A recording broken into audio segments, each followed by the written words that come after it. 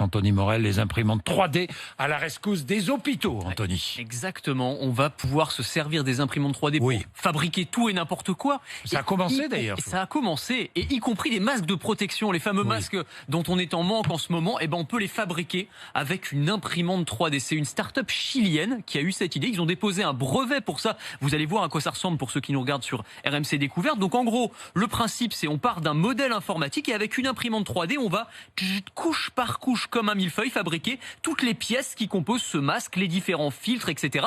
Et on se retrouve en quelques minutes pour un coût quasi nul, avec un masque qui est tout à fait aussi protecteur que ceux qu'on connaît aujourd'hui. Et qui mieux qu'un masque chirurgical. Eh ben oui, parce qu'en plus ils sont en plastique, donc ils sont lavables et réutilisables. Alors ils sont un tout petit peu plus encombrants évidemment parce qu'ils sont en plastique et non pas en papier et en tissu, mais c'est une idée incroyable. Alors c'est pas chacun d'entre nous qui va fabriquer son masque dans sa maison, on n'a pas tous des imprimantes 3D en plus, mais ils font un appel, et c'est très intelligent, à toutes les entreprises, tous les industriels aujourd'hui ont des imprimantes 3D et on pourrait les fabriquer, ça coûte rien. Et franchement, c'est un début de solution assez intéressant. En Italie, une start-up spécialisée dans l'impression 3D sauve des vies en fabriquant des valves pour les respirateurs artificiels dont les hôpitaux sont en manque. Alors ça, c'est génial, parce que c'est vraiment un tout petit composant, mais qui est essentiel. C'est la valve qui relie les masques à oxygène aux respirateurs artificiels. Donc pour les cas les plus sévères de coronavirus, on parle de choses qui sauvent des vies réellement.